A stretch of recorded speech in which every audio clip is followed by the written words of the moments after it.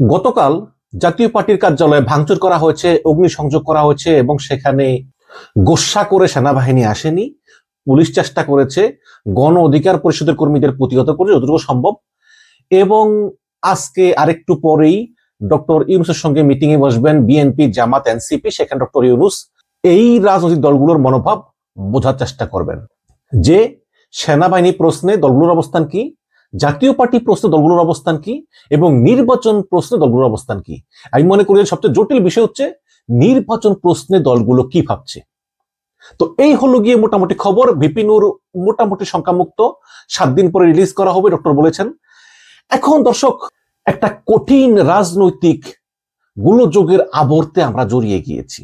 যখন নির্বাহী আদেশে আওয়ামী লীগ নিষিদ্ধ হয় তখন ভারত কিন্তু এটা মেনে নিয়েছিল, কারণ কোনো উপায় ছিল না। বাংলাদেশকে দখলে রাখতে ভারতের একমাত্র অস্ত্র হচ্ছে আওয়ামী লীগ। এখন যেহেতু আওয়ামী লীগ নিষিদ্ধ, তাই ভারত চাচ্ছে যে মোটামুটি আপাতত আওয়ামী লীগকে নর্মালাইজ করে পরবর্তীতে সুই হয়ে ঢুকে থাল হয়ে ওঠা। এবং এই কারণেই আপাতত ভারতের শেষ ভরসা হচ্ছে জাতীয় পার্টি। ভারত চায় যে জাতীয় পার্টি যেভাবেই হোক সংসদে প্রধান বিরোধী দল হোক, হতে পারে আসন 20টা, 30টা, 40টা, বাট তাকে প্রধান বিরোধী দল হতে হবে। এই কারণে ভারত চায় জাতীয় পার্টি নির্বাচনে অংশগ্রহণ করুক এবং তারা 300টা আসনে প্রার্থী দিক। আপনারা জানেন যে জাতীয় পার্টি ছোট দল, ভাঙতে ভাঙতে এখন অবস্থা নিঃশেষ, কিন্তু তারা রংপুরের কিছু আসনে প্রার্থী দিবে আর বাকি সব আসনে আওয়ামী লীগের সেকেন্ড গ্রেডের বা থার্ড গ্রেডের যাদের এখনো ক্লিন ইমেজ আছে তারা দাঁড়াবে এবং তারা দাঁড়িয়ে ওই এলাকার আওয়ামী লীগের ভোট ব্যাংকটা কাজে লাগাবে। এবং যারা যারা পারবে না তারা স্বতন্ত্র থেকে নির্বাচন করলেও হবে। আপনারা জানেন যে যদি স্বতন্ত্র জিতে, যেমন স্বতন্ত্র 20টা 30টা আসন পেল, তারা একত্র হয়ে একটা দলকে সাপোর্ট করলো প্রধান বিরোধী দল বানানোর জন্য, তখন সে প্রধান বিরোধী দল হয়ে যাবে। এইরকম করে ভারতের প্ল্যান হচ্ছে জাতীয় পার্টিকে যেভাবেই হোক প্রধান বিরোধী দল এস্টাবলিশ করা এবং পিছনে আওয়ামী লীগকে রাখা। এবং ভারত মনে করতেছে এই যে জুলাই মাসের একটা দগদগে ক্ষত, এত লোকের মৃত্যু, এগুলো আসলে সময়ের পরিক্রমায় মানুষ ভুলে যাবে। এটা সত্য, এটা বাস্তব। যেমন 71 সালে কিন্তু এর চেয়ে বড় হত্যাকাণ্ড হয়েছিল, পাকিস্তানিরা করেছিল, আমরা কিন্তু মনে রাখিনি। এটাই বাস্তব। যেমন মনে করেন যে আপনার আত্মীয় স্বজন মারা গেলে কয়দিন শোক থাকে আর। তো সময়ের পরিক্রমায় আস্তে আস্তে সবকিছু নর্মালাইজ হয়ে যায়। ভারত সেই সময়ের জন্য ওয়েট করতেছে।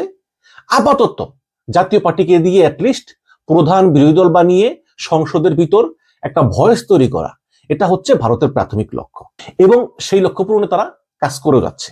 অবশ্যই আমি বলেছি যে জামাত নির্বাচনে যাবে না এবং জামাত, এনসিপি, এবি পার্টি, গণ অধিকার পরিষদ এবং ইসলামী শাসনতন্ত্র আন্দোলন মানে চরমোনাইয়ের দল, এই দলগুলোকে ম্যানেজ করে ফেলেছে এবং তারা নির্বাচনে জোট করবে। জোট মানে হচ্ছে এই আসনে যে প্রার্থী দিবে ওই আসনে সে প্রার্থী দিবে না। এভাবে তারা এক হয়ে বিএনপির বিরুদ্ধে একটা শক্ত অবস্থানে যাবে এবং তারা পিআর পদ্ধতি ছাড়া নির্বাচন করবে না। একটু আগে দেখলাম আমি ওই চ্যানেল 24-এ জামাত ইসলাম বলতেছে যে আমরা শুধু পিআর চাই না, পিআর ছাড়া পুরানো পদ্ধতি নির্বাচন হলে আমরা সেই নির্বাচন প্রতিহত করার জন্য সর্বদা প্রস্তুত। আমরা নির্বাচন প্রতিহত করব, বানচাল করব। এক ধরনের হুমকি, কিন্তু তারা হুমকি দিয়ে যাচ্ছে এবং তাদের সঙ্গে আছে অন্যান্য ইসলামী দল, চরমোনাইয়ের দল, এনসিপি এবং গণ অধিকার পরিষদ ভিপি নূরের। দেখেন তো, তাহলে এই জাতীয় পার্টির বিরুদ্ধে নূরকে লেলিয়ে দিয়েছে জামাত, কোনো সন্দেহ নাই। কারণ জামাতের চিন্তা হলো যে যদি আমরা চূড়ান্ত পর্যায়ে নির্বাচন বানচাল করার জন্য আন্দোলন করি, তখন হয়তো বিএনপি ভারতের সহায়তায় জাতীয় পার্টিকে প্রধান বিরোধী দল বানিয়ে ঠিক আওয়ামী লীগের মতো এই নির্বাচনের বৈধতা নিয়ে হাজির হবে, যেটা আমরা হতে দেব না। এই কারণে জাতীয় পার্টিকে আগাম নিষিদ্ধ করার জন্য ভিপি নূরকে দিয়ে একটা ইস্যু তৈরি করালো। যদিও জন্য সেনাবাহিনীও দায়ী, তারা ভিপি নূরকে এভাবে না পিটালেও পারতো, তারা পরিকল্পিতভাবে পিটিয়েছে। আমি গত ভিডিওতে বলেছি, সেটা হচ্ছে শিক্ষা দেওয়া, যে নূরকে পিটিয়ে অন্যদেরকে শিক্ষা দেওয়া সেনাবাহিনী কত শক্তিশালী। এখন প্রশ্ন হচ্ছে যে আজকে বিকেলে ডক্টর ইউনূস বিএনপি, জামাত, এনসিপি কে জিজ্ঞেস করবেন জাতীয় পার্টির সঙ্গে তাদের মনোভাব কি। আমি মনে করি যে জিজ্ঞেস করলেও জাতীয় পার্টিকে আসলে নিষিদ্ধ করা এত সহজ হবে না। এর দুইটা কারণ আছে। এক নম্বর কারণ হচ্ছে জোট করা কোনো অন্যায় না। আওয়ামী লীগের সঙ্গে জাতীয় পার্টি জোট করেছে, এটা কিন্তু কোনো অন্যায় না, এটা সাংবিধানিকভাবে কিন্তু তাদের স্বীকৃত অধিকার। দ্বিতীয়ত, শেখ হাসিনা যখন জুলাই মাসে সর্বদলীয় বৈঠক ডেকেছেন ছাত্রদেরকে গণহত্যা করার বিষয়ে, তখন কিন্তু জাতীয় পার্টি অংশগ্রহণ করেনি। ইনু মেনন এরা গিয়েছে, জাতীয় পার্টি কিন্তু যায়নি। আর দ্বিতীয়ত, ঢাকা শহরের ভিতরে জাতীয় পার্টির অনেক নেতাকর্মীরা জুলাই আন্দোলনে অংশগ্রহণ করেছে। আপনারা দেখেছেন যে হাসিনার সঙ্গে নানকের একটা ফোন আলাপ ফাঁস, সেখানে নানক বলেছিলেন যে সেন্ট্রু কমিশনার তো বাড়াবাড়ি করতেছে, সেই মোহাম্মদপুরের সেন্ট্রু কমিশনার, ওকে কিছু বললে তো জাতীয় পার্টি রাগ করবে। তখন হাসিনা বলেছিল, আরে জাতীয় পার্টি তো জিন্দালাস, শুনেছেন তো। তো এরকম আছে। দ্বিতীয়ত, নির্বাহী আদেশে যখন আওয়ামী লীগের কার্যক্রমের উপর স্থগিতাদেশ দেওয়া হয়, তখন জাতিসংঘ এবং ভারত এর সমালোচনা করেছে।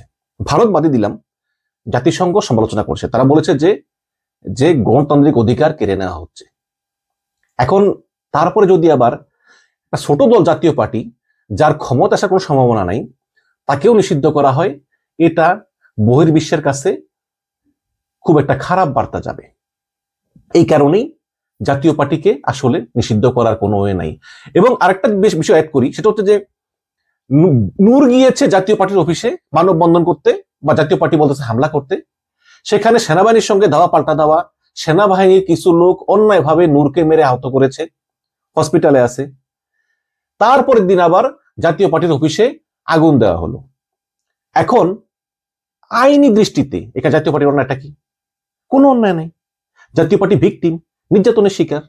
যদিও অ্যাটর্নি জেনারেল মোহাম্মদ আসাদুজ্জামান বলেছেন যে এই জাতীয় পার্টি 1982 সালে 1990 সালে জাতির সঙ্গে বেইমানি করেছে এবং জুলাইয়ের গণঅভ্যুত্থানে আওয়ামী লীগের পক্ষে ছিল, সুতরাং তাদেরকে নিষিদ্ধ করার বিষয়ের আইনগত দিকগুলো খতিয়ে দেখা হবে।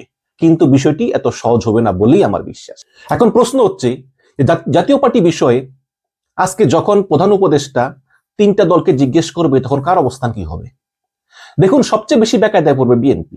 যখন বিএনপি জিজ্ঞেস করবে জাতীয় পার্টি তুমি নিষিদ্ধ চাও কিনা, বিএনপি হ্যাঁও বলতে পারবে না, নাও বলতে পারবে না। হ্যাঁ বলতে পারবে না কেন? সেটা হচ্ছে যে একটা বড় দল হিসাবে তারা আসলে জাতীয় পার্টি আমি নিষিদ্ধ চাই এটা সরাসরি বলতে পারে না, মন থেকে চাইলেও সরাসরি বলতে পারে না, কারণ এটা ভালো দেখায় না। এটা ইতিহাসে একটা খারাপ নজির হয়ে থাকে, যে একই কারণে বিএনপি আওয়ামী লীগ নিষিদ্ধের সময় চুপ করেছিল। না বলতে পারবে না এই কারণে যে দেখুন, বিএনপি চিন্তা করতেছিল যে এই রুমিন ফারহানা, এই ফজলুর রহমান, এদেরকে দিয়ে ক্রমাগত কথা বলিয়ে আসলে তারা আওয়ামী লীগের ভোটগুলি তাদের ভোট ব্যাংকে টানবে। যেহেতু আওয়ামী লীগ নাই, আওয়ামী লীগের ভোটাররা তো আছে, কাজে একটু প্রগতিশীলতা, একটু নীতি কথা, এগুলো বলে তারা আওয়ামী লীগের ভোটগুলো নিজেদের বাক্সে ভরবে। কিন্তু এখন যদি ভারতের সহযোগিতায় এবং আওয়ামী লীগের সমর্থনে জাতীয় পার্টি নির্বাচনে অংশগ্রহণ করে এবং আওয়ামী লীগ বলে দেয় যে আমাদের ভোটাররা তোমরা জাতীয় পার্টিকে ভোট দাও, তাহলে তো বিএনপির সেই আশায় ঘুরে বালি। কাজেই বিএনপি বলবে না জাতীয় পার্টি নিষিদ্ধ করো, কিন্তু বিএনপি মনে মনে চায় জাতীয় পার্টি নিষিদ্ধ হোক। এই গেল এক। এবং জামাত ইসলাম ও এনসিপি তারা সরাসরি বলবে হ্যাঁ স্বৈরাচারের দোসর, এদেরকে নিষিদ্ধ করো। কিন্তু তারপরেও নিষিদ্ধ করা কিন্তু এত সহজ হবে না, কারণ এখানে সেনাবাহিনীও একটা ফ্যাক্টর। এখন সেনাবাহিনী চায় জাতীয় পার্টি নির্বাচন করুক, ভারতও চায়, কিন্তু দুইজনের হিসাব নিকাশ ভিন্ন। ভারতের হিসাব নিকাশ হচ্ছে যে জাতীয় পার্টিকে ম্যানেজ করা সহজ, যা বলাই যা করাই তাই বলে তাই করে, সুতরাং জাতীয় পার্টিকে প্রধান বিরোধী দল হিসাবে আপাতত আমরা বসাই। আর সেনাপ্রধান ওয়াকারুজ্জামান চিন্তা করতেছে যে দেশটা খুবই খারাপ অবস্থায় আছে, একটা নির্বাচন হোক, কেউ কোনো ঝামেলা না করুক, নির্বাচন হয়ে গেলে বিএনপি জামাত যেই ক্ষমতায় আসুক ক্ষমতা নিয়ে নিক, আমরা সেনাবাহিনী ব্যারাকে ফিরে যাই। আর এগুলো ভালো লাগে না, জাতীয় পার্টি তো এমনি তো ক্ষমতা আসতে পারবে না, তার কটা শুনি পাবে। তো এই হচ্ছে ওয়াকারুজ্জামান চিন্তা ভাবনা। ওয়াকারুজ্জামান চিন্তা আমরা সম্মান করি, আর ভারত তাদের স্বার্থ দেখবে, এটাই স্বাভাবিক। এখন করণীয় কি? করণীয় হচ্ছে একটাই, জাতীয় পার্টিকে রাজনৈতিকভাবে মোকাবেলা করা। দেখুন, এই জুলাইয়ের গণ আন্দোলনে সাধারণ ছাত্র, মজুর, কৃষক, শ্রমিক, এনসিপি, বিএনপি, জামাত সবার ভূমিকা ছিল। কিন্তু এই জুলাই পরবর্তী সময়ে আমাদের যে জুলাইয়ের স্পিরিটটা, এটা আমাদের ভিতরে আর নাই, এই মতৈক্যটা নাই, আমাদের ভিতরে ভয়ঙ্কর বিভেদ। এখন দেখেন, জামাত বিএনপি কে বিন্দু মাত্র বিশ্বাস করতেছে না। আমি তো বলেছি আগের ভিডিওতে যে বিএনপি এবং জামাত এক হয়ে আলোচনা করেছিল প্রায় 2 ঘন্টা। আলোচনা একদম খুব খারাপ অবস্থা শেষ হয়েছে, এবং পরবর্তী কোন আলোচনায় বসবে কিনা সেই ডেটও তারা দেয়নি। জামাতের কথা হচ্ছে নির্বাচন হতে দিব না পিয়ার ছাড়া, বিএনপি বলতেছে পাল্লে ঠেকাইছে। এখন জামাত চিন্তা করতেছে জাতীয় পার্টিকে নিয়ে হয়তো বিএনপি নির্বাচন করবে, জাতীয় পার্টি অনেক আসন পেতে পারে যদি আওয়ামী লীগ সাপোর্ট দেয়, এরকম হতে পারে। এই কারণে এই অবস্থা। কিন্তু ন্যূনতম যে বিশ্বাসটা, এই বিশ্বাসটা আসলে নাই। এই বিশ্বাসটা অর্জন করতে হবে। আজকের মিটিং এ আমি বলেছি গতকালকের ভিডিওতে, আজকের মিটিং অনেক বিষয় নির্ভর করছে। আজকের মিটিং এ নির্ভর করছে যে বাংলাদেশে নির্বাচন হবে কি হবে না। আজকের মিটিং এ নির্ভর করছে যে বাংলাদেশে এই পরিস্থিতি কতদিন গড়াবে, এই যে এই আনসার্টেনিটি এটা কতদিন স্থায়ী হবে। আজকে মিটিং নির্ভর করছে যে ইউনূস সরকার আসলে সম্মানজনকভাবে বিদায় নিতে পারবে কিনা। অনেক গুরুত্বপূর্ণ মিটিং। আমি মনে করি যে এই সময়ে জাতীয় পার্টি কোনো ফ্যাক্টরি না ভাই, এইটা একটা দল হলো, এদের রংপুরে এখন কোনো অবস্থান নাই। যদি বিএনপি এবং জামাত ইসলাম, এনসিপি, চরমোনাই যা যা সব নিয়ে জোট করুক, সমস্যা নেই। শক্তিশালী দুটা দল হোক, দুটা জোট হোক। আর বিএনপি যদি এই যে জুনায়েদ সাকি, মাহমুদুর রহমান মান্না, আসম আব্দুর রব এদেরকে নিয়ে জোট করে তাও করুক, সমস্যা নেই। দুইটা দল তারা মুখামুখি দাঁড়িয়ে যাক এবং তারা নির্বাচনে অংশ নিক। জামাত ইসলাম সহ অন্যান্যরা অনেক চেষ্টা করতেছে ডক্টর ইউনূসকে চাপ দেওয়ার জন্য যে ফেব্রুয়ারিতে নির্বাচন দিবেন না, কিন্তু ডক্টর ইউনূস ফেব্রুয়ারি প্রথম সপ্তাহে নির্বাচন দিতে অনর। কারণ ইউনূস সরকারের আর ভালো লাগে না, ডক্টর ইউনূস খুবই বিরক্ত। ইউনূস বলতেছেন যে ফেব্রুয়ারির প্রথম সপ্তাহে যে কোনো মূল্যে নির্বাচন হবে। এই কারণেই এতদিন যারা ইউনূসের প্রশংসা করত তারা এখন ইউনূসের সমালোচনা করে, কারণ ইউনূস নির্বাচন চায়। সুতরাং নির্বাচনটা ফেব্রুয়ারি মাসে হওয়া লাগবেই প্রথমার্ধে, এবং এতে যত আলোচনা হোক যা হোক বিএনপিকেও ছাড় দিতে হবে, জামাতকেও ছাড় দিতে হবে। ছাড় দিয়ে সেই নির্বাচনে যদি দুই দল মুখামুখি দাঁড়িয়ে যায় এবং নির্বাচনে অংশগ্রহণ করে, তাহলে কিন্তু এই জাতীয় পার্টির কোনো ভূমিকাই আর নির্বাচনে থাকবে না। এবং আমি মনে করি সেই নির্বাচন হতে হবে পুরাতন পদ্ধতিতে, ফার্স্ট পাস্ট দ্য পোস্ট পদ্ধতিতে। আর যদি পিআর হয় তাহলে পিআর হবে ওই জাতীয় পার্টি এবং আওয়ামী লীগের পুনর্বাসনের জন্য আরেকটা ক্ষেত্র, অন্তত এই নির্বাচনে। এরপরে আলোচনা চলতে পারে। এই নির্বাচন তো শেষ নির্বাচন না, সামনে আরো বহুত নির্বাচন আসবে। সুতরাং আমি মনে করি যে এখন ঐক্যের সময়, জাতীয় পার্টিকে নিষিদ্ধ না করে তাকে রাজনৈতিকভাবে মোকাবেলা করতে হবে। জাতীয় পার্টি এমন বড় কোনো ইস্যু না যাকে রাজনৈতিকভাবে মোকাবেলা করা যাবে না। শুধু একটা কথাই হচ্ছে যে এই নির্বাচন হতেই হবে। আর যদি নির্বাচন না হয়, দর্শক আমি জানি না দেশের পরিস্থিতি কি হয়। নির্বাচন করতে না পারলে ডক্টর ইউনূস মাস্ট চলে যাবে, তার উপদেষ্টারা চলে যাবে। এনাফ হয়েছে। এরপর কি হবে? এরপর এই দেশটাতে সেনা শাসন হবে। কারণ স্বৈরাচার থেকে অন্তর্বর্তীকালীন সরকার, এখন এই অন্তর্বর্তীকালীন সরকার থেকে চলে যাওয়া উচিত গণতান্ত্রিক সরকারের কাছে। কিন্তু যদি নির্বাচন না হয় তাহলে কিভাবে আসবে গণতান্ত্রিক সরকার? আসবে না তো। সেক্ষেত্রে অন্তর্বর্তীকালীন সরকার থেকে আরেকটা অন্তর্বর্তীকালীন সরকার, এটা তো হয় না। তাহলে ক্ষমতা নিয়ে নিবে সেনাবাহিনী, এবং সেনাবাহিনী যদি ক্ষমতা নিয়ে নেয় তাহলে বাংলাদেশের যে গণতান্ত্রিক আকাঙ্ক্ষা, যে গণতান্ত্রিক যে স্পিড, এটা অনির্দিষ্টকালের জন্য বন্ধ হয়ে যাবে। আমরা আবার এক না এক তন্দ্রের ভিতরে পড়তে যাব। আপনারা জানেন যে সেনাবাহিনী ক্ষমতা নিলে ভারত, চায়নার কিচ্ছু আসে যায় না, তারা সাধুবাদ জানাবে। আর আমেরিকা, ট্রাম্প, বাইডেনের মতো বহির্বিশ্ব নিয়ে তো ভাবে না। বাংলাদেশের সেনাবাহিনী এলো নাকি গণতন্ত্র এলো, কারো কিচ্ছু আসে যায় না। সুতরাং আহ্বান জানাবো বিএনপি জামাতকে যে হটকারি করবেন না।